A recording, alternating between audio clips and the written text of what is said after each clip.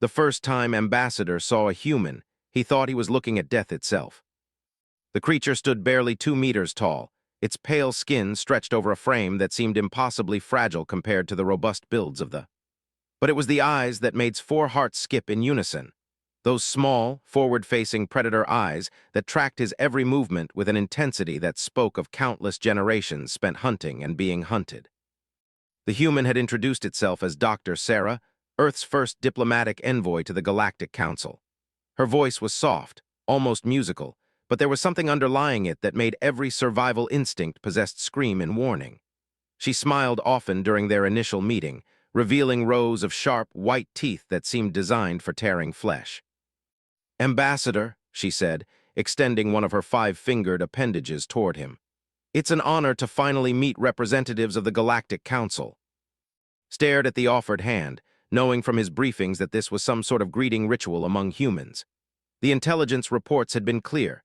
Humans came from what the Council classified as a Class XII, a planet so hostile that most civilized species wouldn't survive there for more than a few hours. Earth was a nightmare of extreme weather, deadly predators, toxic plant life, and gravitational forces that would crush most beings. Yet here stood this human, this product of evolutionary brutality, offering what appeared to be a gesture of friendship. Against his better judgment, reached out with his own manipulator appendage. The moment their flesh touched, he felt the incredible strength in those deceptively delicate-looking fingers. Doctor's grip was carefully controlled, but he could sense the raw power held in check, power that could easily crush his bones if she chose to exert it. "The honor is mine, Doctor," managed, his translator device converting his nervous clicks and whistles into the human language they called English. The meeting took place aboard Harmony Station, the Council's primary diplomatic facility orbiting the neutral world of Epsilon III. The station's environment was carefully controlled to accommodate the widest possible range of species, but noticed that Doctor moved through the modified atmosphere and adjusted gravity with casual ease. What would tax most beings seemed to have no effect on her whatsoever. During the formal presentations that followed, learned more about humanity than he'd ever wanted to know. Doctor spoke calmly about her species' history, describing wars that had raged for centuries, natural disasters that would have wiped out entire civilizations, and social conflicts that had shaped their development. She discussed these things the way another species might talk about the weather, as simple facts of existence. "Our planet has taught us to be resilient," she explained to the assembled council members. "We've learned to adapt, to overcome, and most importantly, to protect what we value." The representative, Ambassador, shifted uncomfortably in his crystalline chair. "Doctor, our intelligence reports suggest that your species has been engaged in almost constant warfare for your entire recorded history. How can the Council be certain that humanity won't simply bring this violence to the galaxy?" Doctor's expression didn't change, but noticed a slight tightening around her eyes. "Ambassador, it's true that humans have fought wars, but we've also learned from them. Every conflict has taught us the value of peace, the importance of diplomacy, and the need to protect those who cannot protect themselves." "Pretty words," muttered the hegemony representative, Admiral, his scaled hide gleaming under the station's artificial lighting. "But words are meaningless when spoken by a species that evolved from persistence predators. You're killers by nature." The temperature in the room seemed to drop several degrees. Doctor turned her attention to Admiral, and for a moment saw something in those human eyes that made him glad he wasn't the target of her gaze. "Admiral," she said quietly, "you're absolutely right. Humans are killers by nature, but you're making a fundamental error in assuming that's a bad thing." The assembled delegates stirred uneasily. This was not the response they'd expected. Doctor continued, her voice remaining calm and measured. "Every species in this galaxy has predators, Admiral. Every world has dangers that threaten the weak and innocent. The difference is that most of you have been fortunate enough to evolve on worlds where cooperation and diplomacy were sufficient for survival. Humans evolved on a world where sometimes the only thing standing between life and death was the willingness to fight." She stood and walked to the large viewport that showed the stars beyond. "We didn't choose to become what we are, but we've learned to direct what we are toward purposes we believe in. Yes, we're killers, but we choose very carefully what we kill." The following days were filled with formal sessions where humanity's application for council membership was debated. found himself both fascinated and terrified by Doctor. She answered every question with patience and honesty, never trying to hide the more disturbing aspects of human nature. If anything, she seemed to embrace them as necessary parts of what made her species effective. Violence is a tool, she explained during one particularly intense session. Like any tool, it can be used to create or destroy. Humans have simply learned to use it more efficiently than most species. The turning point came when the Council received an emergency transmission from the Outer Rim territories. The message was fragmentary, clearly sent under desperate circumstances, but the essential facts were clear. The mining colony on 442C was under attack by raiders from the lawless sectors beyond Council space. "This is unfortunate," said Chancellor, the Council's senior member, "but 442C is nearly 8 standard months away from the nearest Council fleet. By the time our ships arrive, the situation will be long resolved, one way or another." "What about the colonists?" Doctor asked quietly. "If they survive, they will be relocated to safer territories. If not," the Chancellor's tentacles writhed in what recognized as a gesture of resignation. "Such is the price of living on the frontier." Doctor was silent for a long moment. When she spoke again, her voice carried a weight that made everyone in the room pay attention. "How many people live in that colony?" "Approximately 40,000 beings," Chancellor replied. "Mostly families who were seeking new opportunities away from their overcrowded." 40,000 civilians, Doctor repeated, "including children." "Yes, Doctor, but as I said, there's nothing we can do. The distances involved." "There is something we can do," Doctor interrupted. "Earth maintains a small fleet of ships in this sector. They could reach 442C in 6 weeks. The Chancellor's primary eyes widened. "Doctor, surely you're not suggesting that humanity intervene in this matter. Your species isn't even a member of the Council yet." "No," Doctor agreed. "We're not members yet, which means we're not bound by Council protocols regarding military intervention in neutral territories." Admiral leaned forward, his predatory features sharp with interest. "What exactly are you proposing, human?" Doctor turned to face the assembled delegates and saw something in her expression that made him understand, for the first time, why humans had survived on there. "I'm proposing that we show you what humans do when innocents are threatened," she said simply. The next 6 weeks were the most tense in his long diplomatic career. Doctor had made her proposal formally.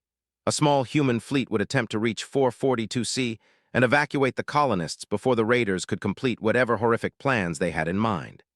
In exchange, she asked only that the Council observe and judge whether humanity was worthy of membership based on their actions rather than their origins.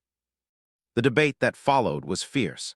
Many delegates argued that allowing an unaffiliated military force to operate in Council territory set a dangerous precedent. Others worried that humanity was simply using the crisis as an excuse to demonstrate their military capabilities, a show of force designed to intimidate the Council into granting them membership.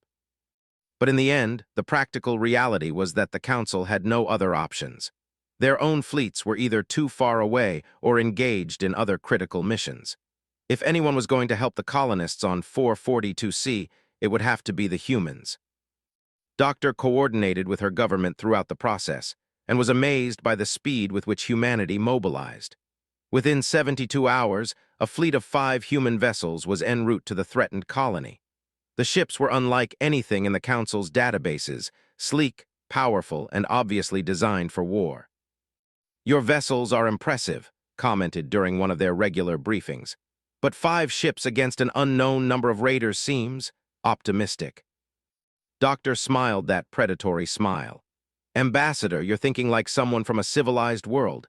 These aren't raiders in the sense that your people understand the term. They're scavengers, opportunists who prey on the weak and defenseless. They've never faced humans before." "And that makes a difference." "All the difference in the world," Doctor replied. "You see, Ambassador, there's something your intelligence reports probably didn't tell you about human warfare. It's not just about having better weapons or more ships. It's about understanding violence at a fundamental level that most species simply cannot comprehend." Found himself leaning forward despite his better judgment. "What do you mean?" Doctor was quiet for a moment, as if choosing her words carefully. "Most species fight when they have to. Humans fight when they choose to. And when we choose to fight for something we believe in, especially when we're fighting to protect innocence, we become something that predators and raiders have never encountered before. Which is apex predators with a moral compass. The waiting was agonizing. Regular communications from the human fleet provided updates on their progress, but the vast distances involved meant that there was always a significant delay in receiving information. Found himself spending hours staring at the star charts, calculating and recalculating travel times, trying to determine if the humans would arrive in time. On the 42nd day after the human fleet's departure, they received a priority transmission from 442C. The message was from Captain Sarah Torres of the UES Defiant, the flagship of the human rescue fleet.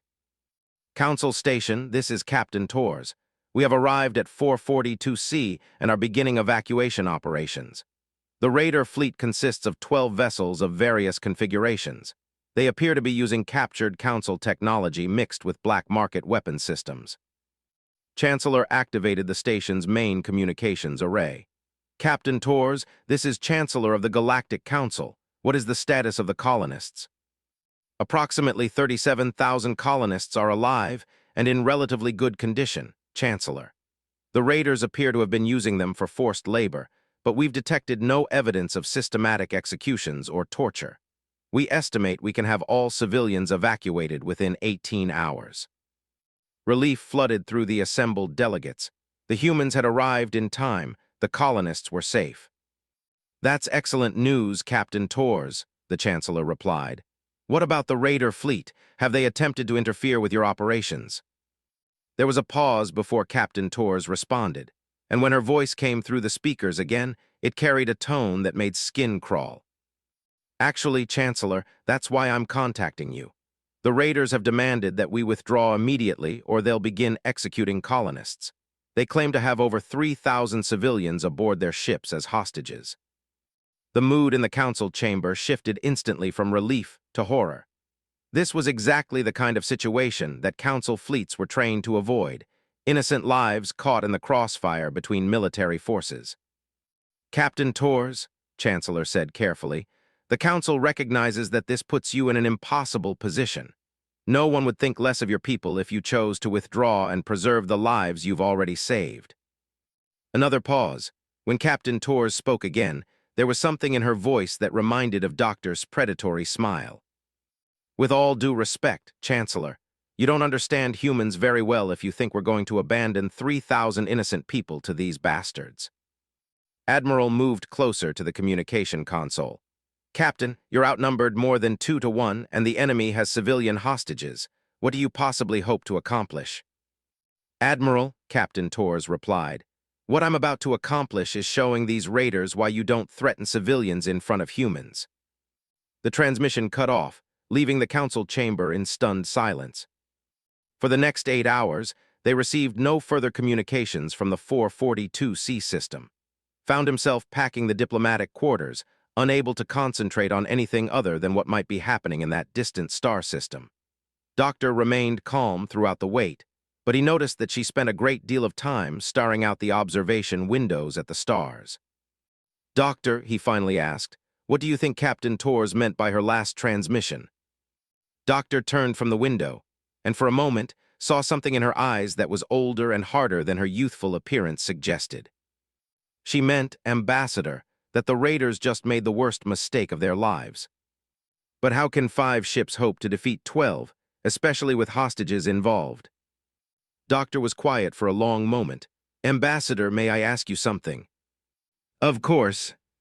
In all your years of diplomatic service, have you ever encountered a species that deliberately sought out the most dangerous predators on their world and then domesticated them? Translator struggled with the concept. What? No, that would be insane. Why would any species do such a thing? Because, Doctor said quietly, sometimes you need a predator that's loyal to you instead of loyal to its own hunger.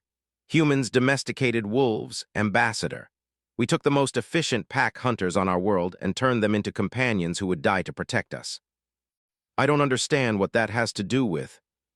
The same principle applies to warfare, Doctor interrupted. Most species develop military tactics designed to minimize risk and casualties. Humans develop tactics designed to utterly destroy anything that threatens what we protect. When Captain Torres said she was going to show the raiders something, she meant she was going to demonstrate what happens when you corner a pack of human wolves who have decided you're a threat to their pack. Before could respond, the communication array activated again. This time, it was a general distress signal from the 442C system, but not from the humans. The voice was panicked, speaking in the trade language used by pirates and raiders throughout the Outer Rim. Translator picked up fragments. Under attack. Impossible. They're inside our ships. How did they? The signal cut off abruptly. Doctor smiled. 12 hours later, they received a formal report from Captain Torres. Her voice was calm and professional, with no trace of the predatory edge it had carried during her previous transmission. Council Station, this is Captain Torres reporting successful completion of evacuation operations. All 40,000 colonists have been rescued and are en route to safe harbors. The raider threat has been neutralized. Chancellor leaned forward eagerly. Captain Torres, can you provide details on how the situation was resolved? Our sensors detected multiple explosions in the system, but the distances involved make it difficult to determine what occurred. Of course, Chancellor. The raiders made the strategic error of attempting to use civilians as leverage against human forces. We implemented a standard hostage rescue protocol and boarded their vessels to secure the captives. Unfortunately, the raiders chose to resist rather than surrender. You boarded their ships, Admiral sounded incredulous. All 12 vessels. Yes, sir. Simultaneous boarding operations conducted by our marine units. The raiders were given multiple opportunities to surrender peacefully, but they declined. The situation was resolved with minimal casualties among the rescued civilians. And the raiders? Captain Torres paused. There were no survivors among the raider crews, Admiral. They fought to the end. The council chamber fell silent, tried to wrap his mind around what Captain Torres was describing.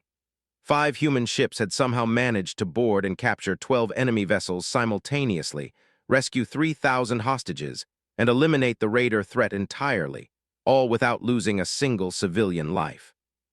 Captain Torres, Doctor said, speaking for the first time during the transmission, please relay my compliments to the Marines who conducted the boarding operations. Textbook execution. Thank you, Doctor. The Marines appreciate the recognition. They asked me to tell you that it was good to finally have a mission where they didn't have to worry about collateral damage restrictions. Doctor's smile widened. I bet they did. After the transmission ended, the council chamber remained silent for several long minutes. Finally, Chancellor spoke. Doctor, would you mind explaining to the council exactly what your military forces did out there? Doctor stood and moved to the central holographic display, activating a tactical representation of the 442C system. Certainly, Chancellor. Captain Torres and her fleet implemented a classic human military doctrine that we call controlled aggression. The concept is simple. When facing an enemy that has taken civilians hostage, you don't negotiate. You eliminate the threat so quickly and completely that they don't have time to hurt anyone.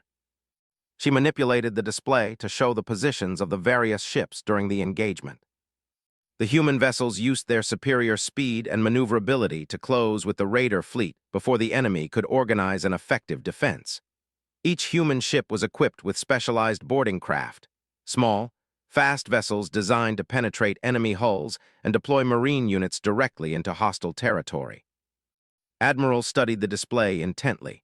The coordination required for simultaneous boarding operations across 12 targets, the precision necessary to avoid harming civilians, is exactly what human Marines train for every day of their lives, Doctor finished. Admiral, you need to understand something about human military forces. We don't train to win battles, we train to protect people. Every tactical doctrine, every weapon system, every piece of equipment is designed around the fundamental principle that innocent lives are worth any risk to ourselves. She paused, looking around the chamber at the assembled delegates. When Captain Torres said the raiders made a mistake by threatening civilians in front of humans, she meant it literally. Taking hostages works against most species because most species prioritize minimizing their own casualties over rescuing strangers. Humans are wired differently. Threatening innocent people in front of humans is like pouring blood in the water in front of sharks. It doesn't make us more cautious. It makes us more dangerous. Found his voice. Doctor, are you saying that humans actually become more effective in combat when civilians are at risk? Not more effective, Ambassador, more motivated.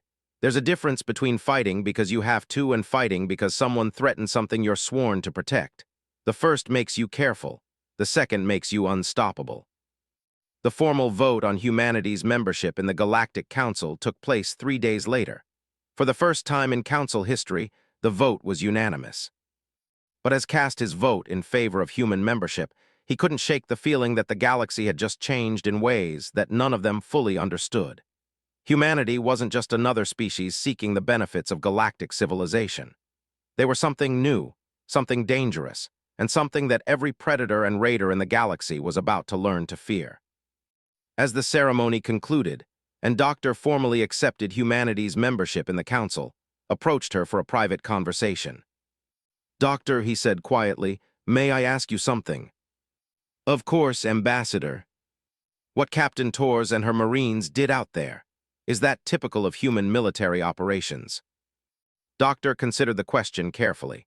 Ambassador, what happened at 442C wasn't exceptional by human standards. It was just humans being humans. We saw innocent people in danger, and we did what we've always done. We eliminated the threat. And if the threat had been larger, more dangerous? Doctor's predatory smile returned. Then we would have brought more humans. As watched Doctor walk away, he realized that the galaxy's greatest predators had just discovered they were no longer at the top of the food chain. Humanity had arrived, and they had brought with them something that no raider, pirate, or would-be conqueror had ever faced before: apex predators with a moral code. The age of human protection had begun. 2 years after humanity joined the Galactic Council, Ambassador received a message that made his blood run cold. The transmission came through the emergency channels, marked with the highest priority codes, and bore the official seal of the colonial administration. Council Station, this is Director Ah of the Colony Fleet. We are requesting immediate assistance. Our survey expedition to the Vega Corridor has encountered something unprecedented. Immediately forwarded the message to Doctor, who had been appointed as humanity's permanent representative to the Council following the successful resolution of the 442C crisis. Within minutes, she was in his office, her expression serious as she listened to the full transmission. Director Ah, Doctor said as they established a real-time communication link. This is Doctor of the Human Diplomatic Corps. Can you provide more details about the nature of this encounter? This image flickered on the screen, showing a being whose normally blue-tinted skin had gone pale with fear. Doctor, thank the stars you're available. We've discovered what appears to be a derelict installation in the Vega 7 system. Our teams were conducting a routine survey when they triggered something. What kind of something? Doctor asked quietly. Director Ah's tentacles writhed in distress. The installation is artificial, clearly of alien origin, but unlike anything in our databases. When our teams activated what they thought was a power coupling, the entire structure came online. And then we started receiving visitors. Leaned forward, visitors. Ships, Ambassador, hundreds of them. They began arriving through some kind of spatial distortion field that the installation generates. The vessels are unlike anything we've ever seen, organic-looking but clearly technological. And they're aggressive. Doctor's expression grew more serious. Have they attacked your people? Not yet, Director Ah replied. But they've surrounded our fleet and are conducting what can only be described as examination behaviors. They're scanning our ships, taking samples from our hulls, and we've detected several attempts at intrusion into our computer systems. Doctor, these beings, whatever they are, they're studying us. How many ships are we talking about? Doctor asked. Our latest count shows over 300 vessels, and more keep arriving every few hours. Doctor, we need help. These beings are clearly far more advanced than anything the Council has encountered, and we're completely outmatched. Doctor was quiet for a moment, and recognized the expression on her face. It was the same look she'd worn when discussing the situation at 442C, the look of a human calculating the most effective way to eliminate a threat. Director Ah, I need you to listen to me very carefully. Under no circumstances should your people attempt to communicate with these beings or take any action that might be interpreted as hostile. Maintain your current positions, keep your weapons powered down, and do not attempt to leave the system. But Director, trust me on this. Any sudden movements or aggressive actions could trigger a response that your fleet isn't equipped to handle. How long until the nearest Council forces can reach your position? Director Ah checked his displays. The nearest battle group is at least 4 months away. Doctor, we can't maintain our current positions for that long. Our supplies won't last, and these beings show no signs of losing interest in us. Doctor nodded grimly. Understood. Hold your positions for as long as possible. Help is coming. After the transmission ended, Doctor immediately activated her direct link to Earth Command. Had learned enough about human military procedures over the past 2 years to recognize the urgency in her voice as she spoke with her superiors. Admiral, this is Doctor. We have a code black situation in the Vega corridor. Unknown alien species with superior technology has surrounded and survey fleet. Initial contact parameters suggest aggressive reconnaissance behavior with potential for escalation to hostile action. The response from Earth Command was immediate. Doctor, this is Admiral. We're reviewing the situation data you've transmitted. What's your assessment of the threat level? Admiral, based on Director Ah's description, we're potentially dealing with a species that views other races as subjects for study rather than equals for communication. The organized nature of their response and their technological superiority suggest a highly militarized society with expansionist tendencies. Understood. Doctor, the President has authorized the deployment of Task Force Prometheus to the Vega corridor. Admiral Sarah Torres will command the operation. Felt a mixture of relief and apprehension at the mention of Captain Torres, now Admiral Torres following her promotion after the 442C incident. The woman who had eliminated 12 raider ships without losing a single civilian was exactly the kind of commander the situation required. But her involvement also suggested that Earth Command was taking the threat very seriously indeed. What's the composition of Task Force Prometheus? Doctor asked. 15 vessels, including the UES Leviathan as flagship. Admiral Torres will have full tactical authority and authorization to use whatever force is necessary to protect Council citizens. Understood, Admiral. How long until Task Force Prometheus reaches the Vega corridor? At maximum burn, 6 weeks. Doctor, make sure those colonists understand that they need to stay put until we arrive. Any attempts to escape could trigger exactly the kind of response we're trying to avoid. After ending the communication with Earth Command, Doctor turned to with an expression that was both determined and deeply concerned. Ambassador, I need you to help me convince the Council that humanity's response to this situation is necessary and appropriate. There are going to be delegates who argue that deploying a human battle fleet to deal with unknown aliens is an overreaction. Studied her carefully. Doctor, is it an overreaction? Doctor was quiet for a long moment. Ambassador, in the 2 years since humanity joined the Council, we've conducted extensive analysis of galactic history and alien psychology.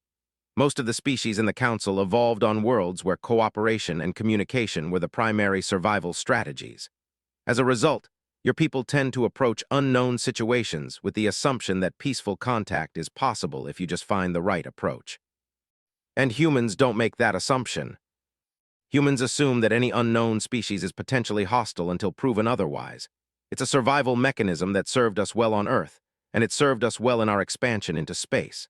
Doctor looked out the viewport at the stars beyond.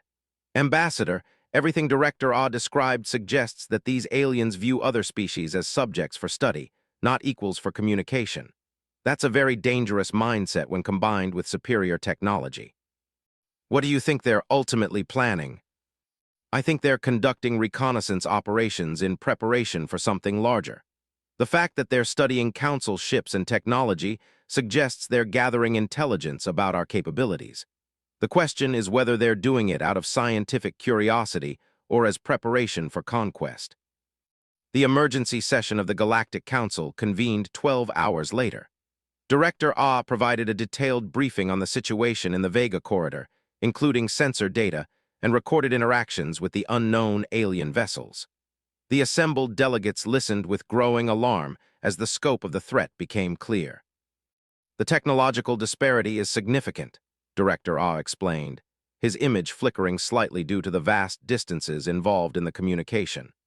These beings possess faster-than-light travel capabilities that don't match any known theories, energy weapons that our shields cannot deflect, and what appears to be some form of matter manipulation technology. Chancellor's tentacles writhed with concern. Director Ah, have you attempted to establish communication with these beings? We have tried every standard first contact protocol, Chancellor. They don't respond to any of our communications, but they clearly understand that we're trying to communicate. They simply choose not to respond. Admiral leaned forward, his scaled features sharp with interest. That suggests a deliberate policy of non-communication. They're not failing to understand our attempts, they're ignoring them. Exactly, Doctor interjected. Which means we're not dealing with a misunderstanding or a communication barrier. We're dealing with beings who have made a conscious decision not to engage in diplomatic contact. The hegemony representative, Counselor N, raised one of his forearms. Doctor, surely you're not suggesting that the lack of immediate communication indicates hostile intent. Many species require extended periods of observation before engaging in formal contact.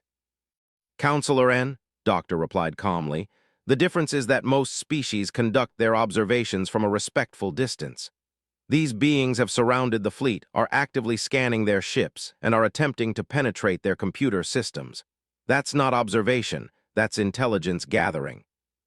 But even if that's true, Chancellor said, what do you propose we do about it? Our nearest battle groups are months away from the Vega corridor, and even if they could reach the area quickly, Director Ah has made it clear that these aliens possess superior technology. Doctor stood and activated the holographic display at the center of the chamber. Chancellor, humanity has already deployed Task Force Prometheus to the Vega corridor. Admiral Cerators is commanding 15 ships, including some of our most advanced vessels. They'll reach the system in approximately 6 weeks. The chamber erupted in concerned murmurs. Counselor N's voice cut through the noise. Doctor, with all due respect to humanity's military capabilities, 15 ships seems inadequate to deal with a force of over 300 alien vessels, particularly vessels with superior technology. Doctor's predatory smile appeared.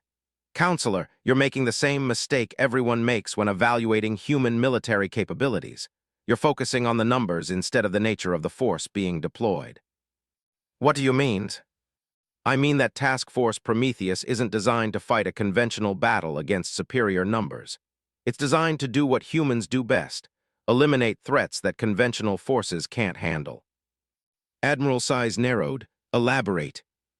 Doctor manipulated the holographic display to show a tactical representation of human ship configurations. Admiral, every vessel in Task Force Prometheus is equipped with what we call asymmetric warfare capabilities. These ships aren't designed to win through superior firepower. They're designed to win through superior tactics, intelligence, and the willingness to take risks that other species consider unacceptable. She paused, looking around the chamber. More importantly, Task Force Prometheus is commanded by Admiral Cerators, who has more experience dealing with hostile alien encounters than any other human officer. She knows how to fight smart instead of fighting fair. Chancellor's primary eyes focused on Doctor. Doctor, are you confident that Admiral Tors can resolve this situation without triggering a larger conflict?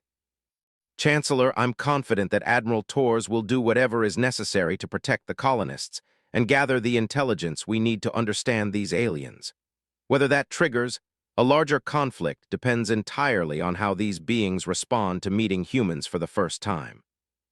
And if they respond with aggression, Doctor's expression grew cold.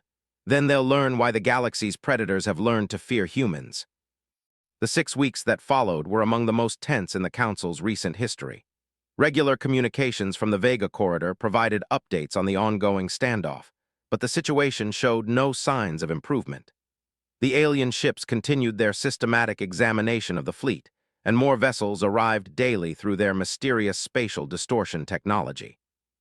They're definitely not randomly exploring, Director Ah reported during one of his regular briefings. Their behavior patterns suggest a highly organized intelligence-gathering operation. They're methodically scanning every system on our ships, analyzing our hull compositions, and we've detected several attempts to download our computer databases. Have they made any aggressive moves? Doctor asked. Not overtly, but yesterday they deployed what can only be described as boarding probes, small craft that attached themselves to our outer hulls and began cutting through our armor plating. We managed to repel them with defensive systems, but they clearly have the capability to board our vessels if they choose to. Felt his 4 hearts skip. Director, that sounds like preparation for hostile boarding actions. That's our assessment as well, Ambassador. Doctor, how much longer until your fleet arrives? Admiral Torres is pushing her ships to maximum sustainable speed. Current estimates put their arrival at 8 days from now. Doctor, Director Ah said quietly, I'm not sure we can maintain the current situation for another 8 days. These aliens are becoming more aggressive, and my crews are reaching their psychological breaking point. Being surrounded by hundreds of hostile ships while unable to fight or flee is taking a severe toll on morale.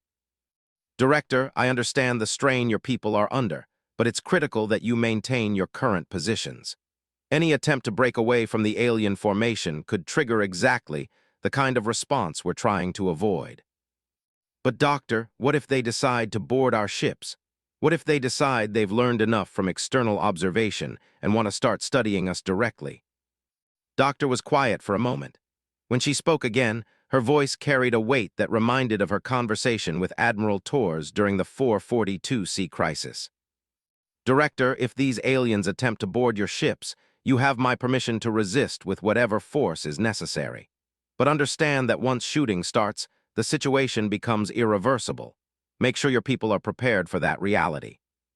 Understood, Doctor, and thank you. Knowing that help is coming has been the only thing keeping my crews together. After the transmission ended, Doctor stared out the viewport for several long minutes. Could see the tension in her posture, the carefully controlled worry that she never allowed to show during official communications. Doctor, he said quietly, are you concerned that Admiral Torres won't arrive in time? No, Ambassador. Torres will get there when she says she will. What concerns me is what she's going to find when she arrives. What do you mean?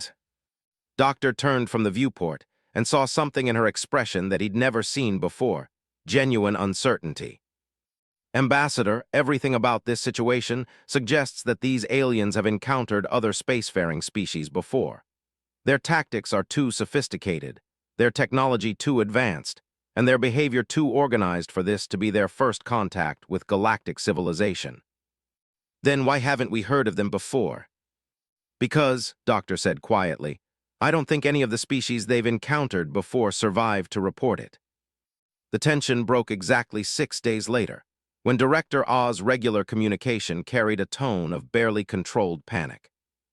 Council Station, this is Director Ah. The aliens have begun active boarding operations against our ships. I repeat, we are under attack.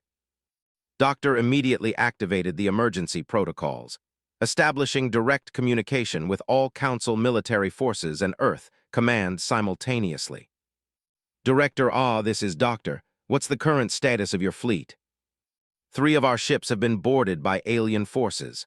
Our defensive systems are proving ineffective against their technology, and their boarding craft are cutting through our hulls like they're made of paper. Doctor, they're not trying to communicate or negotiate. They're treating us like specimens for dissection. The words sent a chill through the council chamber. This was exactly the scenario that Doctor had warned them about. First contact with a species that viewed other races as subjects for study rather than equals for communication. Director, have you been able to determine what the aliens want? Doctor, based on what we're seeing, they want us. Living samples for some kind of biological research program. The crews of the boarded ships have gone silent, but our sensors show life signs being moved to the alien vessels. The implications hit like a physical blow. These aliens weren't conducting routine first contact procedures. They were harvesting other species for unknown purposes. Admiral Torres, Doctor said, speaking into her communication link with Earth Command, are you monitoring this transmission? Affirmative, Doctor. Task Force Prometheus is approximately 40 hours from the Vega system. We're pushing our engines beyond safety margins, but we can't get there any faster. Admiral, based on current information, what's your tactical assessment? Admiral Torres' voice carried the same cold determination that remembered from the 442C incident. Doctor, we're dealing with a species that practices organized predation against other intelligent races. This isn't a misunderstanding or a cultural conflict. This is an existential threat to every species in the galaxy. Recommendations: complete elimination of the alien force, recovery of any surviving council personnel, and collection of alien technology for analysis. Doctor, these beings have just declared war on galactic civilization. They need to understand the consequences of that decision. Director Oz's voice cut through the transmission, carrying a note of desperate hope. Admiral Torres, can 15 ships really hope to defeat over 300 alien vessels? Admiral Torres' response was immediate and utterly confident. Director, you're asking the wrong question. The question isn't whether 15 human ships can defeat 300 alien vessels. The question is how long it's going to take us to do it. The next 40 hours were a nightmare of waiting and increasingly desperate communications from the fleet. By the time Admiral Torres arrived in the Vega system, 7 ships had been boarded and their crews captured. Nearly 2,000 Council citizens were in alien hands, presumably being subjected to whatever horrific research procedures these beings had in mind. The first transmission from Task Force Prometheus came exactly 41 hours after Director Oz's distress call. Council Station, this is Admiral Sarah Torres aboard the UES Leviathan. Task Force Prometheus has arrived in the Vega 7 system and is conducting tactical assessment of the situation. Doctor leaned forward eagerly. Admiral Torres, what's the current status? Doctor, we're looking at approximately 320 alien vessels arranged in a complex formation around the surviving ships. The aliens appear to be conducting systematic harvesting operations. They're taking crews from the Council ships and transferring them to what appear to be mobile research facilities. The clinical way Admiral Torres described the situation somehow made it even more horrifying. These aliens weren't acting out of malice or aggression. They were conducting organized exploitation of other species as a matter of routine procedure. Admiral, Doctor said, what are your tactical options? Doctor, I'm transmitting a general communication to the alien fleet demanding the immediate release of all Council personnel and withdrawal from Council space. If they don't respond within 1 hour, Task Force Prometheus will implement Protocol 7.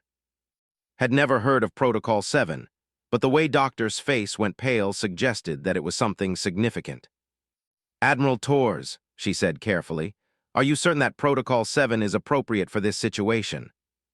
Doctor, these aliens have kidnapped nearly 2,000 Council citizens and are conducting what can only be described as live experimentation on them. Protocol 7 is exactly what this situation calls for. Understood, Admiral. The Council authorizes whatever action you deem necessary. After the transmission ended, turned to Doctor with barely contained anxiety. Doctor, what exactly is Protocol 7? Doctor was quiet for a long moment. Ambassador, Protocol 7 is what humans call total warfare. It means that Admiral Torres has been authorized to use any and all available methods to eliminate the alien threat and rescue the Council personnel. That doesn't sound significantly different from normal military operations. Ambassador, Doctor said quietly, most human military operations are conducted with rules of engagement designed to minimize casualties and collateral damage. Protocol 7 removes those restrictions. Admiral Torres now has authorization to do whatever she thinks is necessary, regardless of the cost. What does that mean in practical terms? Doctor turned back to the viewport, and when she spoke again, her voice carried a tone that made understand why the galaxy's predators had learned to fear humans. It means, Ambassador, that those aliens are about to discover why you never, ever take prisoners in front of human military forces. Protocol 7 isn't just about winning the battle. It's about making sure that word spreads throughout the galaxy about what happens to species that prey on Council citizens. 1 hour later, Admiral Torres transmitted her final communication to the alien fleet. Listened in growing amazement as the Admiral calmly explained humanity's position in multiple languages, including mathematical concepts that any technological species should understand. Unknown vessels, you are currently holding approximately 2,000 citizens of the Galactic Council against their will. You have 1 hour to release all prisoners and withdraw from Council space. Failure to comply will result in the complete destruction of your fleet. The message was repeated several times, using different communication methods and frequencies. The aliens' response was exactly what everyone expected: complete silence. When the hour expired, Admiral Torres sent her final transmission to Council Station. Council Station, this is Admiral Torres. The alien fleet has declined to respond to our demands for the release of Council personnel. Task Force Prometheus is now implementing Protocol 7. All ships are weapons-free for total warfare operations. What happened next was beyond anything had imagined possible. The 15 ships of Task Force Prometheus didn't attack the alien fleet in any conventional sense. Instead, they seemed to simply disappear from sensors, only to reappear moments later in the middle of the alien formation. Stealth technology, Doctor explained as they watched the tactical displays. Admiral Torres used the hour of waiting to position her ships for maximum advantage. The aliens were so focused on their harvesting operations that they never detected the human ships moving into attack positions. The battle itself was over in less than 20 minutes. Task Force Prometheus didn't engage in a long-range artillery duel or attempt to overwhelm the aliens through superior firepower. Instead, they implemented what Admiral Torres later described as precision dismantlement, the systematic destruction of specific alien vessels, while avoiding any damage to the ships holding Council prisoners. "How are they managing to be so precise?" asked as he watched alien ships exploding on the tactical display. "Because," Doctor replied, "Protocol 7 includes authorization to use weapons and tactics that are normally considered too dangerous for standard operations. Admiral Torres is using experimental technology that can target specific subsystems on enemy ships without causing total destruction." But why is the alien fleet not responding more effectively? They have superior numbers and technology. Doctor smiled grimly.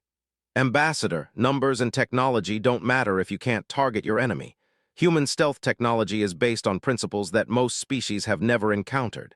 These aliens are fighting an enemy they can't see, can't track, and can't predict." By the end of the engagement, nearly 300 alien ships had been destroyed or disabled.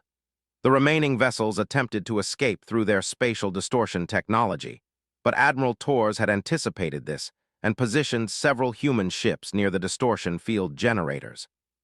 "The aliens' escape route has been severed," came Admiral Torres' report. "All surviving alien vessels are now trapped in normal space and are being systematically neutralized." The final phase of the operation involved the recovery of Council personnel from the alien research vessels. This proved to be the most challenging aspect of the mission, as the aliens had apparently implemented some kind of self-destruct protocol designed to eliminate all evidence of their activities.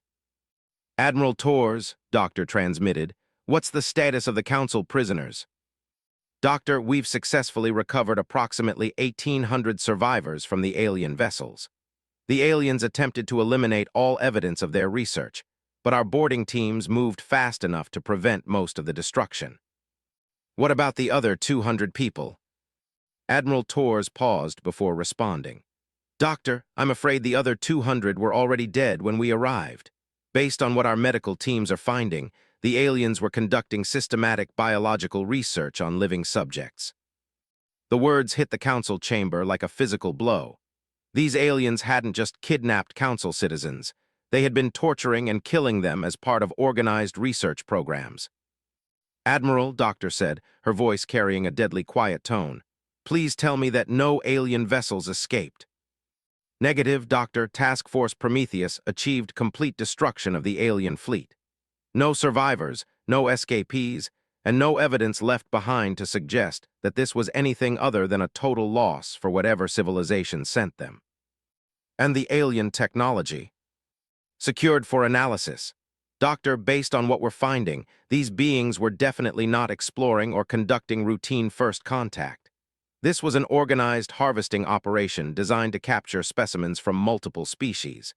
We've found evidence of at least 12 other races that they've encountered and presumably eliminated."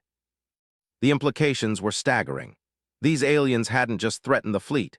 They had been conducting a systematic campaign of predation against spacefaring species throughout the galaxy.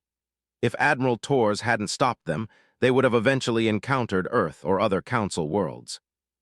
Admiral Tors, Chancellor transmitted, the Council expresses its deepest gratitude for your actions. Without human intervention, the results would have been catastrophic. Chancellor Task Force Prometheus was honored to serve. But I need to make something clear to the Council. These aliens were not operating independently. The level of organization, the sophisticated technology, and the systematic nature of their operations suggests backing by a much larger civilization.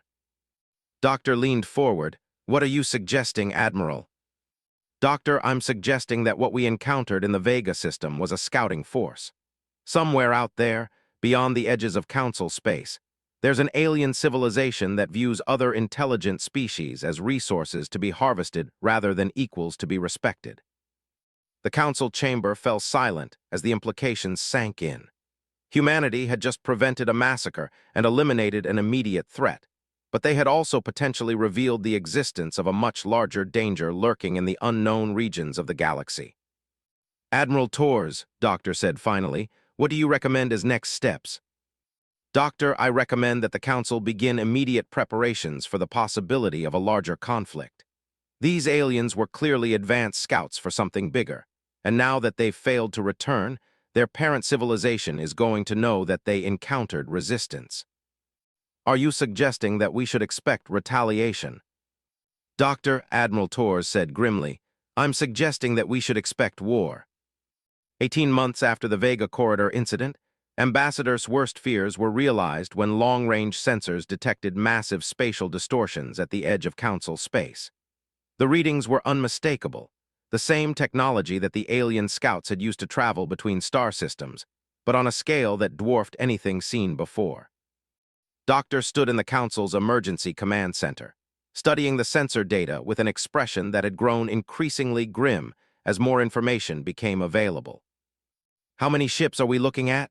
She asked the monitoring station commander, a nervous named or whose crystalline structure was flickering with stress patterns. Doctor, our best estimates suggest a fleet of at least 10,000 vessels.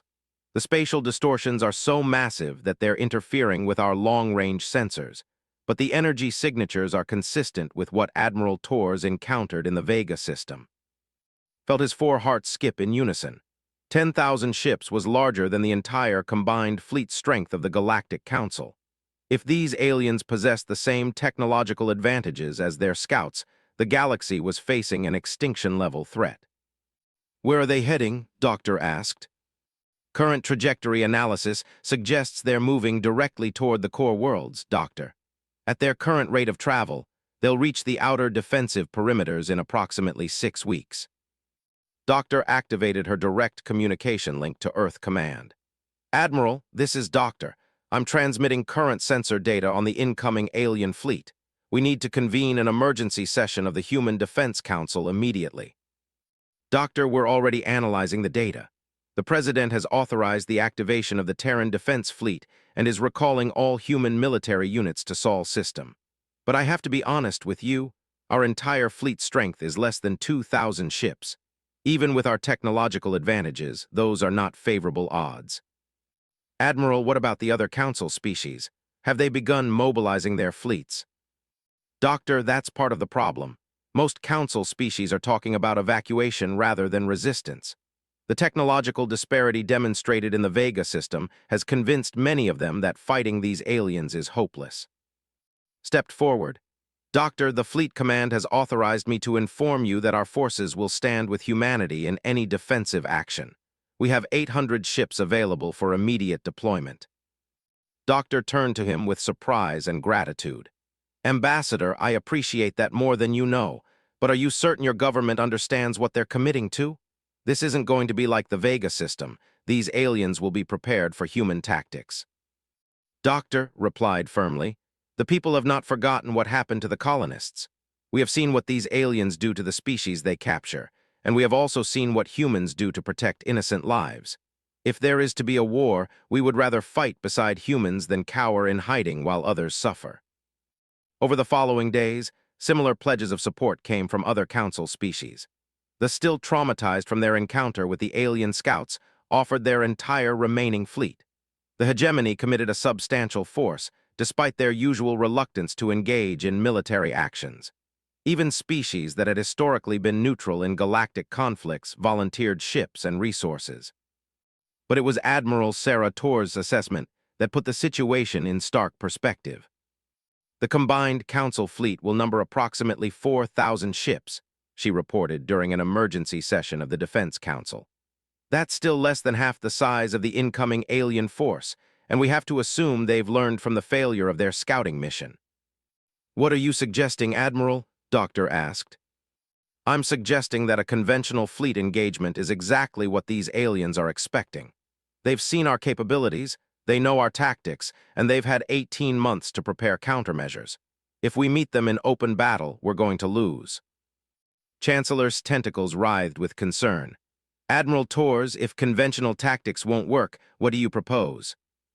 Admiral Torres activated the holographic display at the center of the chamber, showing a three-dimensional map of the local star systems. "Chancellor, we're going to give them exactly what they want, a target too tempting to ignore and too important to bypass. We're going to make them come to us." "I don't understand," said Ambassador. "These aliens are conducting a systematic campaign of conquest and resource extraction. They're not going to waste time chasing individual ships or fighting scattered battles. They're going to head straight for the most valuable target in Council space." Doctor's eyes widened. "Earth." "Exactly. Earth represents everything these aliens are looking for. A heavily populated world with advanced technology and a species that has already proven capable of resisting their forces. They're going to want to eliminate humanity as quickly and completely as possible." "But Admiral," Chancellor protested, "surely you're not suggesting that we use Earth as bait, the risk to billions of human lives." "Chancellor," Admiral Torres interrupted, "Earth is already their target. The question isn't whether they're going to attack it's whether we're going to be ready for them when they do." Admiral Torres manipulated the display to show the Sol system in detail. "Ladies, I want to introduce you to Operation Prometheus Gate, the most comprehensive defensive network ever constructed by human military forces." The display revealed a staggering array of defensive installations, weapons platforms, and fleet positions throughout the Sol system. Massive orbital fortresses surrounded Earth itself, while smaller defensive stations were positioned at strategic points around every planet and major asteroid. "Admiral," Doctor said, studying the display with amazement, "when did humanity build all of this?"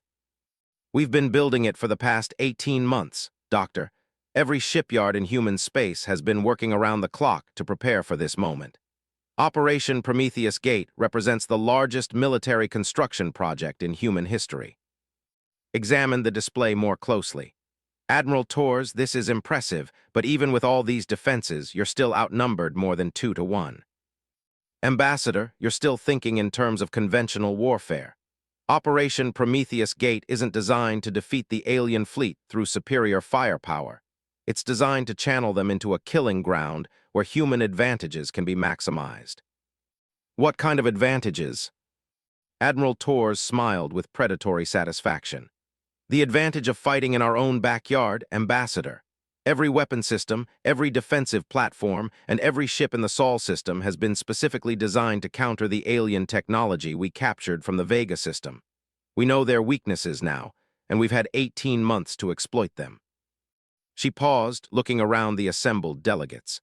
"More importantly, these aliens are about to learn the difference between hunting scattered prey and attacking a pack of human wolves in their own den." The next 6 weeks were filled with frantic preparation, as the combined Council fleet took position in the Sol system. Human military engineers worked with their alien counterparts to integrate Council ship systems with the Prometheus Gate defensive network. For the first time in galactic history, multiple species were cooperating in the construction of a unified defense against an existential threat. Found himself assigned to the UES Leviathan as a Council liaison officer, working directly with Admiral Torres as she coordinated the massive defensive operation. He was amazed by the level of detail in the human preparations. Every possible scenario had been analyzed, every contingency planned for, and every ship positioned to maximize the defensive network's effectiveness. "Admiral Torres," he said during one of their planning sessions, "I'm curious about something. How can you be so confident that the aliens will attack Earth directly What if they bypass the Sol system and attack other Council worlds first? Admiral Torres looked up from the tactical displays she'd been studying. Ambassador, it's a matter of psychology.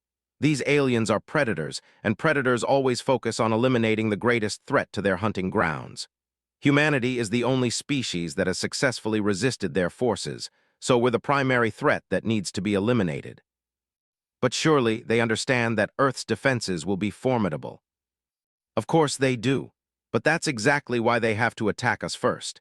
If they allow humanity to continue operating, we'll eventually find there and eliminate the threat at its source. They know this, so they have to take the risk of attacking our strongest position in order to prevent us from taking the war to them. And you're counting on this psychological predictability. Admiral Torres smiled grimly. Ambassador, I'm counting on these aliens being intelligent enough to recognize the strategic reality of their situation. Smart predators eliminate the most dangerous prey first, even if it means taking significant risks. The alien fleet arrived exactly on schedule, dropping out of their spatial distortion field at the edge of the Sol system in a formation that spoke of careful planning and tactical sophistication. Long-range sensors revealed a force even larger than initial estimates had suggested. Nearly 12,000 ships arranged in multiple battle groups, each one larger than the entire human fleet. Council Command, this is Admiral Torres aboard the UES Leviathan. The alien fleet has arrived in the Sol system and is beginning tactical approach toward Earth. All defensive systems are online and ready for engagement. Doctor's voice came through the communication system from her position on Harmony Station. Admiral Torres, the Council authorizes you to engage at your discretion. Good luck, and may you have better fortune than you'll need. Admiral Torres activated the general communication system that would broadcast her message to every ship in the defensive fleet. All vessels, this is Admiral Torres. In approximately 6 hours, we're going to face the largest alien invasion force in recorded galactic history. These beings have already demonstrated their willingness to torture and kill innocent civilians, and they've come to our system with the intention of eliminating humanity and subjugating the rest of the galaxy. She paused, looking out the viewport at the thousands of ships positioned throughout the Sol system. Human vessels integrated with ships from dozens of Council species, all united in common cause for the first time in galactic history. But they've made a fundamental error in their calculations. They think they're attacking a divided galaxy of competing species. What they're actually attacking is a united alliance of civilizations that have decided that some things are worth fighting for. Today, we're going to show these aliens why you never threaten someone's home in front of their friends. The battle began 8 hours later, when the alien fleet moved into the outer system and encountered the first line of human defenses. Unlike their previous tactics of stealth and surprise, Admiral Torres implemented what she called layered resistance, a series of defensive positions designed to slow the alien advance while inflicting maximum casualties. They're not falling for the same tricks twice, she explained to as they watched the tactical displays. Their ships have been equipped with sensors specifically designed to counter human stealth technology, and they're advancing in formations that minimize the effectiveness of our precision weapons. Then how do we stop them? We don't stop them, Ambassador. We channel them exactly where we want them to go. The alien fleet pushed through the outer defenses with a kind of systematic efficiency that spoke of extensive military experience. They destroyed human defensive platforms with methodical precision, eliminated Council ships that moved to intercept them, and maintained their formation discipline even under heavy fire. It was clear that these beings had learned from their scouts' failure and had prepared extensively for this engagement. But as the aliens advanced deeper into the Sol system, began to understand Admiral Torres' strategy. The human defensive positions weren't actually trying to stop the alien advance. They were guiding it, forcing the aliens to approach Earth along specific vectors that brought them into increasingly concentrated fields of fire. They're walking into a trap, he realized. The biggest trap in human military history, Admiral Torres confirmed. Every defensive position they've destroyed, every ship they've eliminated, every victory they've achieved has pushed them deeper into the Prometheus Gate killing ground. The final phase of the battle began when the alien fleet reached Earth orbit and found themselves surrounded by defensive platforms that had been hidden behind the planet's moon, orbital installations that had been disguised as civilian structures, and weapon systems that had been built into the planet's asteroid belt. For the first time in the engagement, the aliens found themselves facing firepower that matched their own technological capabilities. "How is this possible?" asked as he watched alien ships being destroyed by weapons that seemed to have appeared from nowhere. 18 months of preparation, Ambassador. Every piece of technology we captured from the Vega system has been reverse-engineered and improved upon. Every tactical analysis of their fighting techniques has been used to develop countermeasures. And every strategic position in the Sol system has been turned into a weapon designed to kill alien ships. But the most devastating surprise came when Admiral Torres activated what she called the Final Protocol, a network of gravitational manipulation devices that had been secretly positioned throughout the Sol system during the previous 18 months. "Admiral Torres," said as he watched the tactical display show alien ships being pulled out of formation by invisible forces, "what exactly are those devices doing?" "They're rewriting the local laws of physics, Ambassador. Those devices generate gravitational fields that can trap enemy ships, redirect their weapons' fire, and even tear their vessels apart if they resist too strongly." "How is such technology possible?" Admiral Torres turned to him with an expression that reminded why he had initially been terrified of humans. "Ambassador, you have to remember that humans evolved on a where survival required constant adaptation and innovation. When we encountered alien technology that was superior to our own, we didn't just copy it, we improved upon it." The battle raged for 14 hours, but the outcome was never really in doubt once the aliens found themselves trapped in the Prometheus Gate killing ground. Their superior numbers meant nothing when they couldn't maneuver effectively. Their advanced weapons were useless when gravity fields redirected their fire, and their tactical sophistication was irrelevant when they were fighting an enemy that had spent 18 months preparing for this specific engagement. "Council Command, this is Admiral Torres," came the transmission that had been hopping to hear.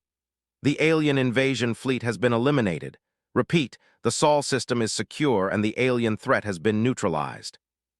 The celebration that followed was unlike anything in the Council's history. For the first time, multiple species had united to face an existential threat and emerged victorious. The victory hadn't come easily. Nearly a quarter of the defensive fleet had been destroyed, and thousands of lives had been lost.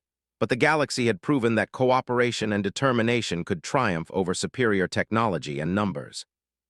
But it was Admiral Torres' final report that put the victory in its proper perspective.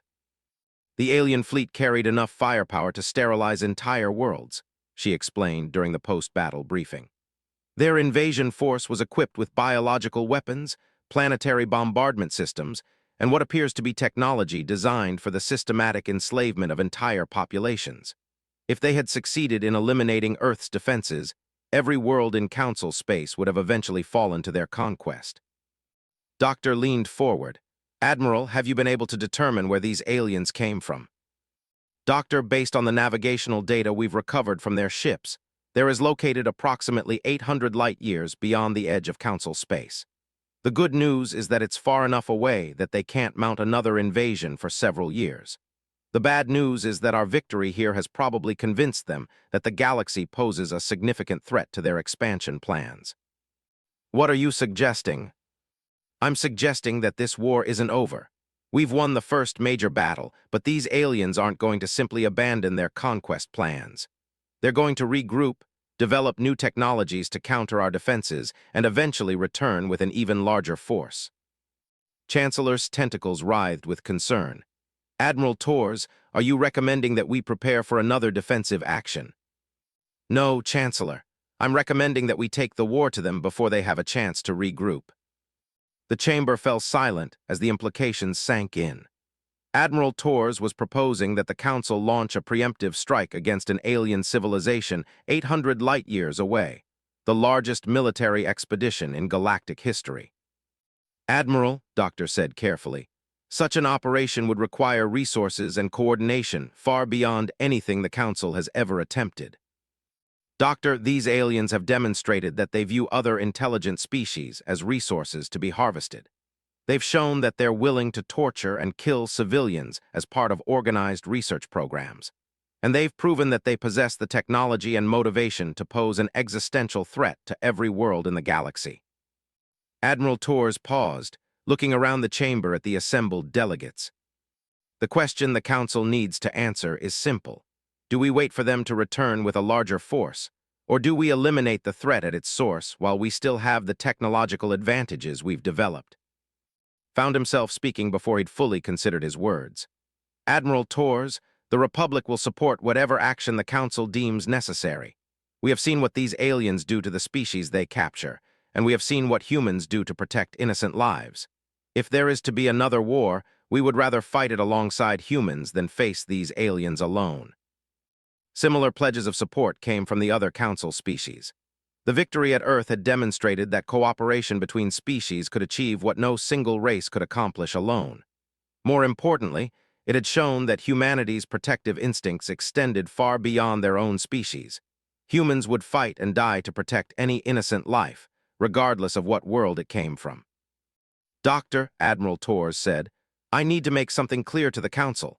If we're going to launch an expedition to the alien, it's going to be a mission with no guarantee of return. We'll be traveling 800 light-years into unexplored space to face an enemy on their home territory. The risks are enormous. But so are the potential consequences of inaction, Doctor replied. Admiral, if these aliens are allowed to regroup and develop countermeasures to our current technology, the next invasion could be unstoppable. Exactly, which is why the expedition needs to be large enough and powerful enough to ensure complete victory. We can't give these aliens a third chance to threaten the galaxy. The planning for Operation Deep Strike took 6 months to complete. The expedition fleet would consist of nearly 3,000 ships from every Council species, equipped with the most advanced weapons and defensive systems that galactic civilization could produce. Admiral Torres would command the operation, with full authority to use whatever tactics and weapons were necessary to eliminate the alien threat. But it was the inclusion of a new class of human warship that truly demonstrated humanity's commitment to protecting galactic civilization. The UES Prometheus, humanity's first planet-killer vessel, would serve as the expedition's flagship, a ship designed specifically to eliminate entire worlds if necessary. The Prometheus represents humanity's final answer to existential threats, Admiral Torres explained during the pre-departure briefing. If these aliens have turned there into a fortress, if they've developed weapons that could threaten Earth or other Council worlds, if they pose any ongoing threat to galactic civilization, the Prometheus has the capability to ensure that threat is permanently eliminated. Stared at the massive vessel through the observation windows of Harmony Station. The UES Prometheus was larger than any ship ever built by any Council species, its hull bristling with weapon systems that conventional understanding of physics and engineering. It was simultaneously the most beautiful and most terrifying thing he had ever seen, a monument to humanity's determination to protect everything they valued. Doctor, he said quietly, are humans really prepared to destroy an entire world to protect the rest of the galaxy? Doctor joined him at the observation window, watching as the Prometheus prepared for departure alongside thousands of other ships from dozens of worlds. Ambassador, she said softly, 2 years ago you asked me what humans do when innocents are threatened. Do you remember what I told you? You said you eliminate the threat. That's right, and the scope of our response is always proportional to the scope of the threat. She paused, watching as the massive fleet began moving toward the hyperspace jump points that would carry them beyond the edge of known space. These aliens have proven that they're willing to torture and kill innocent civilians, that they possess the technology to threaten entire worlds, and that they view other species as resources to be harvested rather than equals to be respected. They represent an existential threat to every life in the galaxy. And that justifies destroying their entire world. Doctor turned to face him and saw something in her expression that reminded him of why he had initially been terrified of humans, and why he was now grateful beyond measure that they had chosen to be protectors rather than predators. Ambassador, she said quietly, it justifies whatever is necessary to ensure they never threaten innocent lives again. That's what protectors do. We don't just eliminate the immediate threat, we eliminate the source of the threat so that future generations never have to face the same danger. As the expedition fleet disappeared into hyperspace, reflected on everything that had changed since that first meeting with Doctor 3 years earlier. The galaxy had discovered that the most dangerous predators in known space were also its greatest protectors, beings who would travel 800 light-years into unknown dangers to ensure that no innocent life would ever again face the horrors that the colonists had endured. The humans were no longer the species that the galaxy feared. They were the species that the galaxy's nightmares learned to fear. And as long as humans stood watch over galactic civilization, no predator, no matter how advanced or ruthless, would ever again mistake the innocent for easy prey. The age of